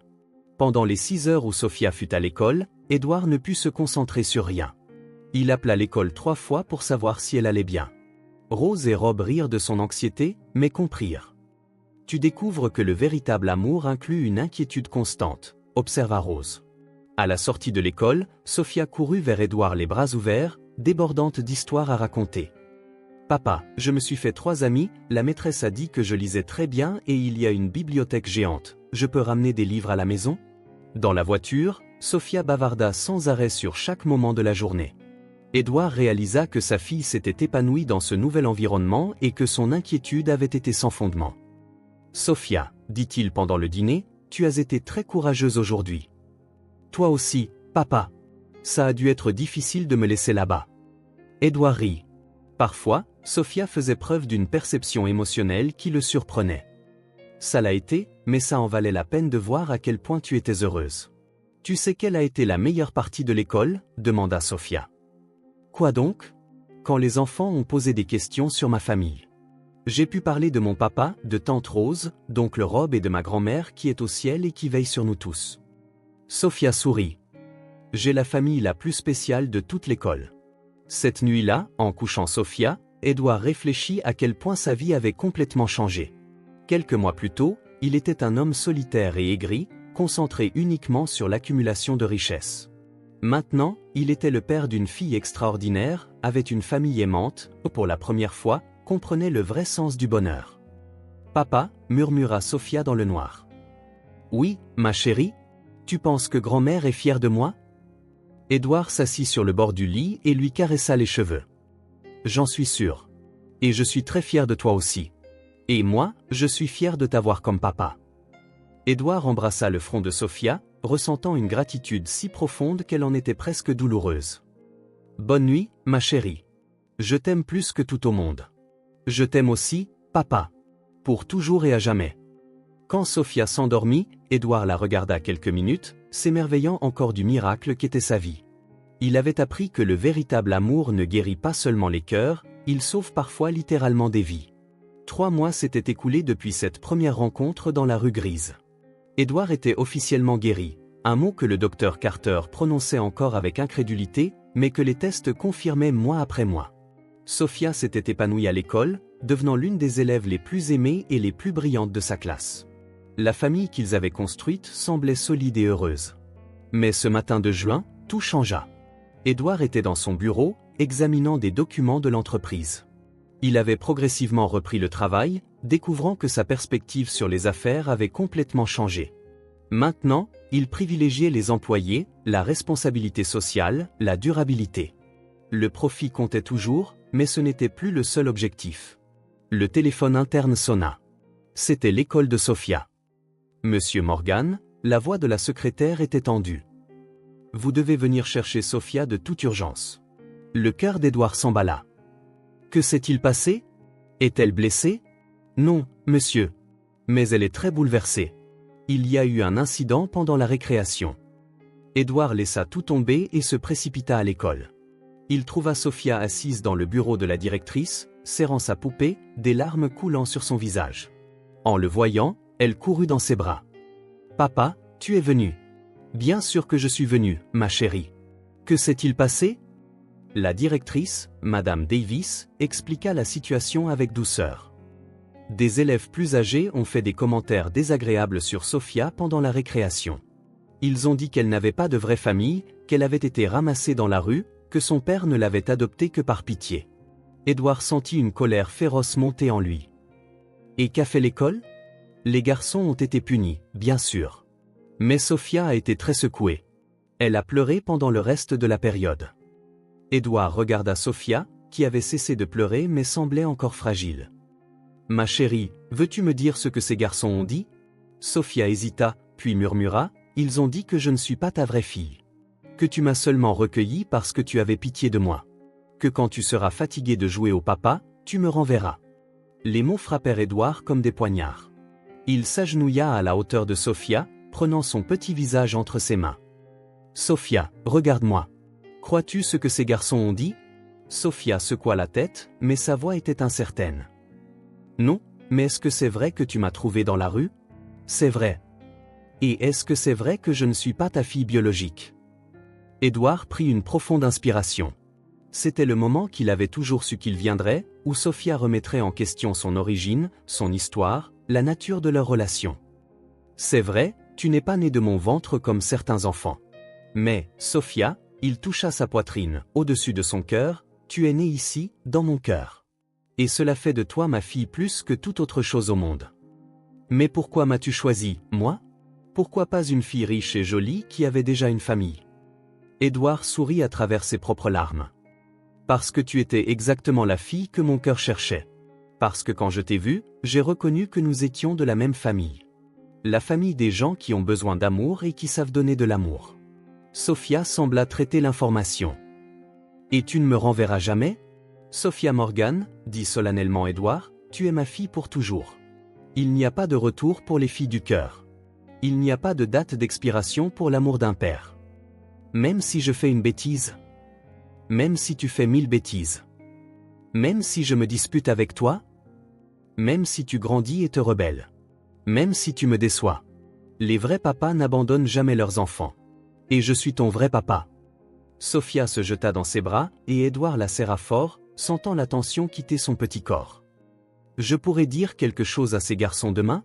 Demanda Sophia. Bien sûr. Que veux-tu leur dire? Sophia se recula un peu, et Édouard vit une nouvelle détermination dans ses yeux. Je veux leur dire qu'ils sont jaloux parce qu'ils n'ont pas un papa qui les aime autant que le mien même. Et que la vraie famille, ce n'est pas qui a le même sang, c'est qui a le même amour. Édouard rit, fier de la sagesse de sa fille. Veux-tu que j'aille avec toi pour leur parler? Pas besoin. Je sais qui je suis. Je sais qui est ma famille. Et je sais que je suis aimé. Sophia sourit. Grand-mère disait toujours que quand on sait qui on est, les mots des autres ne peuvent pas nous blesser. Sur le chemin du retour, Sophia était plus silencieuse que d'habitude.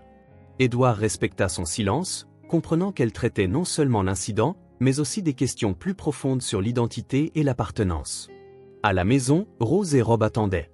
L'école les avait aussi appelés. Sophia raconta toute l'histoire et termina par une déclaration qui toucha tout le monde. Aujourd'hui, j'ai compris quelque chose d'important. Je ne suis pas Sophia parce que j'ai été adoptée. Je suis Sophia parce que j'ai été choisie. Et être choisie, c'est beaucoup plus spécial que d'être née. Rob s'approcha de Sophia.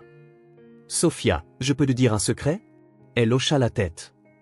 J'ai été choisie pour être ton oncle aussi. Je ne suis pas né oncle, je suis devenu oncle quand je t'ai rencontré. Et c'est la meilleure chose qui me soit arrivée depuis des années.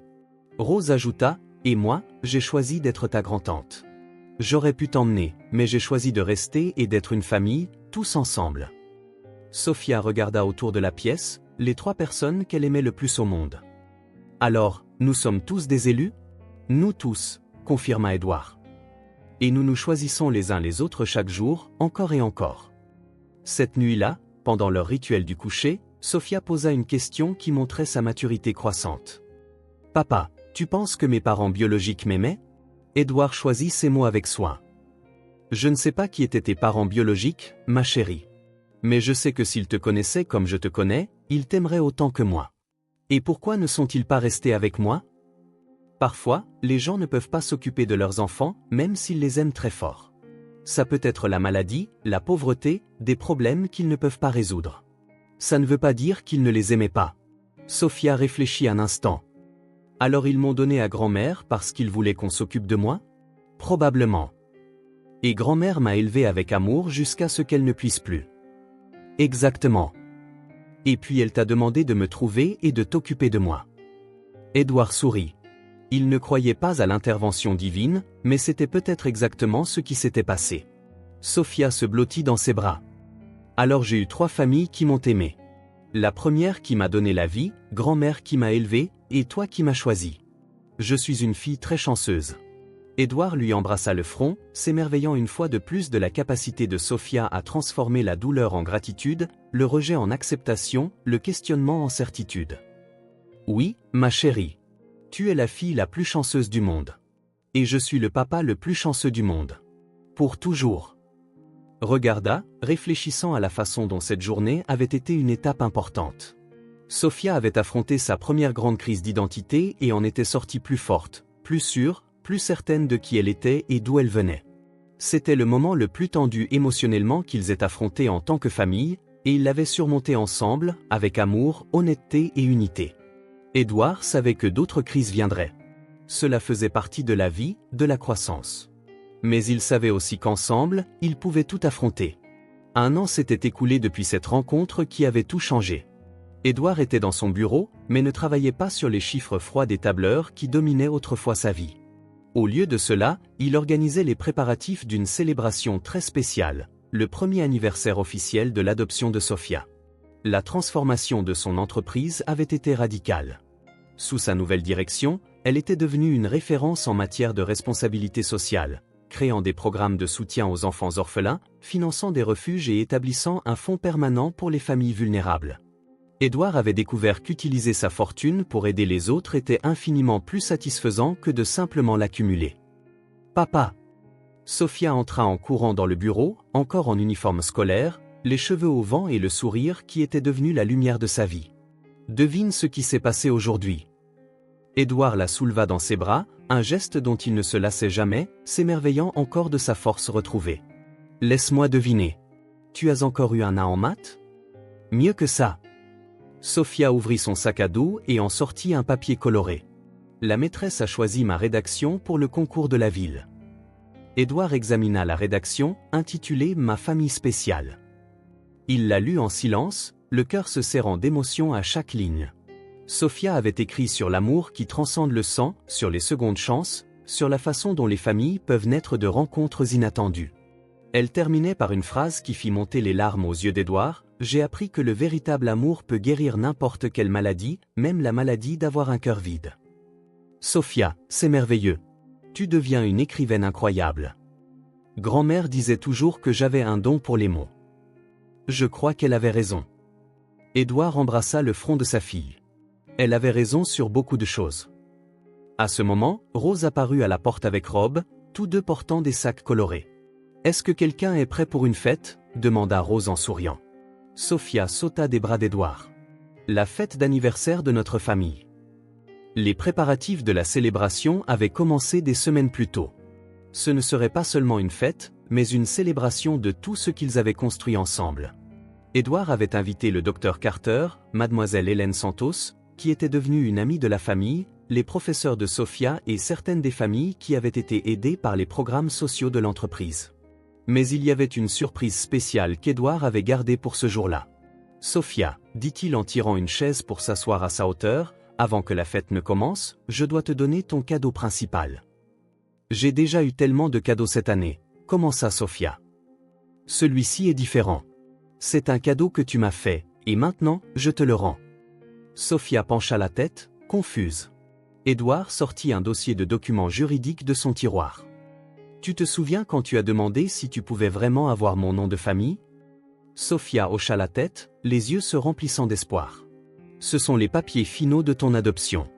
Tu es maintenant officiellement et pour toujours Sophia Morgan. Ma fille légale, avec tous les droits et privilèges que cela implique. » Sophia regarda les documents comme s'ils étaient des trésors. « Ça veut dire que personne ne pourra plus jamais dire que je ne suis pas ta vraie fille. Ça veut dire que même le gouvernement est d'accord pour dire que tu es ma fille, » rit Édouard. Sophia se jeta dans ses bras, et Édouard la fit tourner en l'air, tous deux riant de pure joie. « Maintenant, » dit Rose en essuyant des larmes d'émotion, « et si on commençait cette fête ?» Le jardin du manoir avait été transformé en un pays des merveilles. Des lumières colorées pendaient des arbres, il y avait une table géante chargée de friandises et une petite scène où Sophia pourrait exécuter la danse qu'elle avait enseignée à tout le monde. Les invités arrivèrent progressivement, et Édouard regarda avec satisfaction Sophia circuler parmi eux, présentant naturellement sa famille à tout le monde. Elle était devenue une enfant confiante, sûre de sa place dans le monde, rayonnant le bonheur qu'elle avait trouvé. Le docteur Carter s'approcha d'Édouard avec un sourire. « Comment vous sentez-vous ? Je ne me suis jamais senti aussi bien de ma vie. » Physiquement, oui, vous êtes parfait. Mais je parlais émotionnellement. Vous êtes-vous adapté à cette nouvelle vie ? Édouard regarda autour de lui, Sophia enseignant sa danse à d'autres enfants, Rose discutant vivement avec les professeurs, Rob jouant au magicien pour un groupe de petits. « Docteur, ce n'est pas une nouvelle vie. C'est ma vraie vie. Cette autre personne obsédée par l'argent et le succès, c'était ce que je pensais devoir être. Cette personne ici, ce père, cet homme qui a appris à aimer, c'est le vrai moi. » Mademoiselle Hélène Santos se joignit à la conversation. « Édouard, puis-je poser une question personnelle ? » « Bien sûr. Êtes-vous sûr de ne rien regretter ? Votre vie a complètement changé. Moins de temps pour le travail, d'énormes responsabilités, des soucis constants. » Édouard rit. « Hélène, vous me demandez si je regrette d'avoir découvert le véritable amour ? Quand on le présente comme ça, il n'y a aucun regret possible. Sophia m'a sauvé autant que je l'ai sauvé. Peut-être même plus. » À ce moment-là, Sophia monta sur la petite scène improvisée et demanda l'attention de tous. « Je veux remercier tout le monde d'être venu à la fête de notre famille, » commença-t-elle avec l'assurance d'une enfant aimée. « Il y a un an, j'étais une fille seule qui n'avait personne. Aujourd'hui, je vous regarde tous et je vois que j'ai une immense famille. » Des applaudissements résonnèrent dans le jardin. « Je veux remercier tout particulièrement mon papa, qui m'a appris que l'amour n'a pas besoin d'explication, il a juste besoin d'un cœur. » Tante Rose, qui m'a appris que la famille peut grandir quand on s'y attend le moins. Et oncle Rob, qui m'a appris que même les gens grincheux peuvent devenir doux quand ils trouvent le bon amour. Rob essuya discrètement des larmes. Et je veux remercier ma grand-mère, qui, même si elle est au ciel, continue de veiller sur nous tous. C'est elle qui a envoyé mon papa me trouver ce jour-là. Sophia fit une pause, rassemblant ses pensées. J'ai appris beaucoup de choses importantes cette année. J'ai appris que les miracles se produisent quand on y croit vraiment. Et j'ai appris que parfois, il faut tout perdre pour trouver ce qui compte vraiment. Édouard sentit des larmes couler sur son visage. Sa fille de 7 ans avait résumé la sagesse d'une vie. Maintenant, continua Sophia, je veux que tout le monde danse avec moi, parce qu'aujourd'hui, c'est un jour pour célébrer l'amour. La musique commença, et le jardin se remplit de rires, de danse et de joie pure. Édouard dansa avec Sophia, puis avec Rose, puis avec tous les enfants présents. Rob, qui n'avait jamais été du genre à manifester publiquement ses affections, porta Sophia sur ses épaules pendant toute une chanson. Quand la fête se termina et que les derniers invités furent partis, la famille se rassembla dans le salon, épuisée mais heureuse. C'était la meilleure fête de ma vie, soupira Sophia, blottie sur le canapé entre Édouard et Rose. C'était la première vraie fête de ma vie, dit Édouard. Je n'avais jamais rien célébré qui comptait vraiment. Rob s'assit dans le fauteuil à côté d'eux. Vous savez ce qui est le plus incroyable dans tout ça? Il y a un an, je pensais que vous étiez tous les deux fous. Aujourd'hui, je ne peux pas imaginer notre famille sans Sophia. Sophia sourit, somnolente. Oncle Rob, tu veux savoir un secret? Bien sûr. J'ai toujours su que tu allais m'aimer. J'attendais juste que tu le découvres toi-même. Rob rit en secouant la tête. Comment le savais-tu? Parce que les gens qui ont un bon cœur finissent toujours par aimer. Parfois, ça leur prend juste un peu de temps pour se souvenir qu'ils ont un bon cœur. Rose embrassa la tête de Sophia. Ma petite sage. Édouard regarda sa famille, ressentant une paix profonde et complète. Il avait trouvé non seulement une fille, mais un but, une raison de vivre, un amour qui lui avait littéralement sauvé la vie. Sophia, dit-il doucement. Oui, papa? Merci de m'avoir trouvé dans cette rue. Sophia sourit, ses yeux se fermant déjà de sommeil. Merci d'avoir été là à m'attendre quand j'avais besoin de toi. Quand Sophia s'endormit sur le canapé, Édouard la porta dans sa chambre, suivi par Rose et Rob. Ils restèrent quelques minutes à la regarder dormir, chacun perdu dans ses propres pensées sur le voyage extraordinaire qu'ils avaient partagé. Elle nous a tous changés, murmura Rose. Elle nous a appris ce qui compte vraiment, approuva Rob. Édouard hocha la tête, ajustant la couverture sur Sophia. Elle nous a appris que les miracles existent et que le plus grand d'entre eux, c'est l'amour. En quittant la chambre, Édouard jeta un dernier regard à sa fille dormant paisiblement, serrant la poupée qu'elle avait choisie leur premier jour ensemble. Il y a un peu plus d'1 an, il était un homme riche mais misérable, malade et seul, marchant vers la mort. Aujourd'hui, il était un homme vraiment riche, riche en amour, en famille, en but et en joie. Riche des seules choses qui comptent vraiment. La boucle était bouclée. L'homme qui avait tout perdu pour trouver ce qui comptait vraiment, et la fille qui avait tout perdu mais n'avait jamais perdu foi en l'amour, avaient construit ensemble quelque chose de plus précieux que n'importe quelle fortune, une vraie famille, unie par le genre d'amour qui peut vraiment déplacer des montagnes et guérir les cœurs. 2 ans après cette rencontre qui changea 2 vies pour toujours, Édouard était assis sur le même banc de parc où il avait emmené Sophia leur premier jour ensemble. Mais cette fois, il n'était pas seul, et il n'était certainement pas mourant. Sophia, maintenant âgée de 8 ans, courait dans le parc avec l'énergie inépuisable de l'enfance, chassant les papillons et inventant des jeux. Ses cheveux volaient au vent et son rire résonnait comme une musique à travers les jardins. Édouard la regardait avec le même émerveillement qu'il ressentait depuis le premier jour, comme s'il ne pouvait toujours pas tout à fait croire que cet enfant extraordinaire était sa fille. « Papa !» Sophia courut vers lui, à bout de souffle. « Tu as vu comme j'ai couru vite? On aurait dit que je volais. »« J'ai vu. On aurait vraiment dit que tu volais. » Sophia s'assit à côté de lui sur le banc, posa sa tête sur son épaule, et ils restèrent assis dans un silence confortable pendant quelques minutes, regardant les autres familles dans le parc. C'était un rituel qu'ils avaient développé, ces moments calmes où ils profitaient simplement d'être ensemble. « Papa, » dit Sophia, pensive. « Tu te souviens comment c'était avant de me rencontrer ?» Édouard sourit. Sophia posait régulièrement ces questions philosophiques maintenant, toujours curieuse du passé et du futur de leur petite famille. « Je m'en souviens. C'était très différent. Différent comment? Édouard choisit ses mots avec soin. Je pensais savoir ce qui était important dans la vie, mais j'avais complètement tort. Je pensais que l'argent et le succès étaient tout ce qui comptait. Et maintenant tu sais que non. Maintenant, je sais que la seule chose qui compte vraiment, c'est l'amour, la famille, les gens qui tiennent les uns aux autres. Sophia hocha la tête sagement. Ma maîtresse a dit que parfois, les gens doivent perdre des choses pour en trouver de meilleures. Ta maîtresse est très sage. Et toi aussi. Sophia sourit, satisfaite du compliment. Papa, je peux te dire quelque chose? Toujours. Parfois, je suis triste quand je pense à grand-mère et aux gens que j'ai perdus. Mais ensuite, je me souviens que si je ne les avais pas perdus, je ne t'aurais jamais trouvé. Édouard sentit cette émotion familière lui serrer la poitrine. Et que ressens-tu en pensant à ça? Je pense que tout arrive pour une raison. Grand-mère disait toujours, Dieu a un plan pour tout le monde, et parfois, le plan inclut des choses tristes pour arriver aux choses heureuses. Édouard, qui avait appris à respecter la foi inébranlable de Sophia même sans la partager pleinement, hocha la tête. Tu penses que notre rencontre faisait partie d'un plan? J'en suis sûr. Tu devais apprendre à être un papa, et moi, je devais apprendre à être une fille. Et nous devions tous les deux apprendre que la famille est plus forte que n'importe quelle maladie.